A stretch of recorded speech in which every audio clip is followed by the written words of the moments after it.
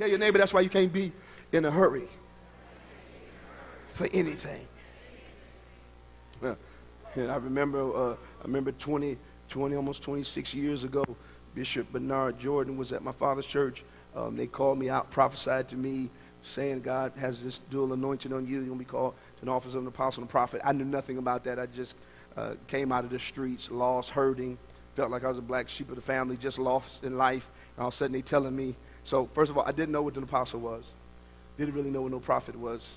So they telling me all this, and they saying, oh, Lord's going to bless you with all kind of crazy wealth. You'll have cars coming out your driveway. You'll have to keep moving. Your garages won't hold them. Your neighbors will be irritated with you. You eventually have to get a gated house. And I'm laughing because they prophesying to me, and I'm broke. I'm on the street. I'm basically homeless. They're prophesying to me. I'm laughing. They're talking about my future. I'm laughing because my future looks brighter to them than it do to me.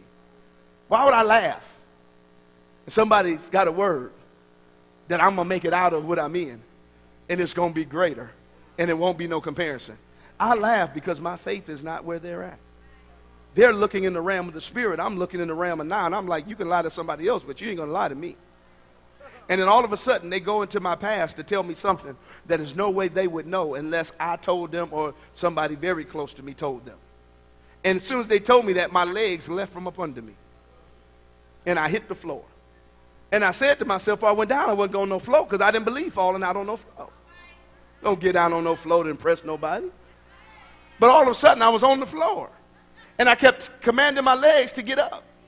But my legs wouldn't move for me. It was like they put something on me, some hokey-pokey stuff or something. And my legs would not move. And what's amazing about that is they prophesied that, and I went through pure D, wonderful stuff for some years after that. And I was like, they had to lie. Why did they lie to me? Why did they? Because in that moment when they gave me the word about something in my past that no way they would know, it encouraged me to believe that they heard from God about the other stuff. So I was excited, man. I started serving in church. I'm cleaning up. I'm doing everything I can. But things got worse. Somebody say things got worse. I let Jesus on board. It wasn't like what happened with Peter and them. It seemed like it got worse. No matter how hard I praised him with my mouth, no matter how loud I got, and after a while, of course, I learned I could pray quietly because of how quiet I got. Didn't make no difference if I ran around the church 20 times or if I sat still. Because after a while, I got tired of running and I started sitting. It didn't make a hill of beans about most of the things I did, so I thought. Because I kind of got weary in doing well. And one day I said, you know what, Clarence? You got to look out for yourself. God ain't made no fool. Oh, y'all ain't here listening to me, is you? Sat there in the congregation, I said, God ain't made no fool. God know my situation better than anybody. Boy, you better start looking out for yourself. It was in me start looking out for myself that I started going through more things than I was going through before, but I didn't know it on the front end because I started partying again. There was a few things that I went back to because all of a sudden I was mad at Bishop. I was mad at Bishop because by now something should be happening for me.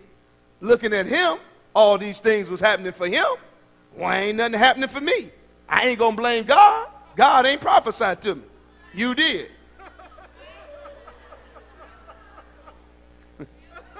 So I'm going through this thing, and I'll never forget that God spoke to me one day. He said, Clarence, are you tired of yourself? I said, what do you mean am I tired of myself? He showed me this fire. And all of a sudden, he took this log out of the fire. He said, you see that log right there? I said, yeah. He said, this log represents you. He said, is it burning? I said, yeah, it's burning. He said, yeah, because that's the residue of being in the corporate worship. He said, but keep watching it. It's going to eventually burn out because it's not in the corporate fire.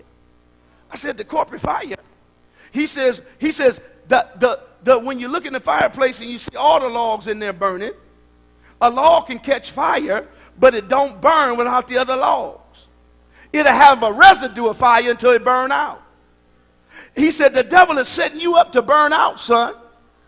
He said, but you got to understand that as long as I'm on your ship, it's not a possibility. He said, but you evicted me. He said, let me back in your heart. I said, God, I didn't evict you. I got mad at the church. He said, I am the church, son. He said, was I not persecuted for your sake? Can you not take up your cross for me? Did I not promise great would be your reward? Did I not promise I would bless you? He said, don't you know I'm not mocked? He said, it's impossible for me to lie. He said, even if it ain't came, it's coming. He said, it's in your praise, Clarence. Turned a situation around that should have been against you, that should have took some of you out. He sustained you through times where it deemed that nobody could help you. Go in the courtroom and the judge just changes his mind. This God's working in your favor.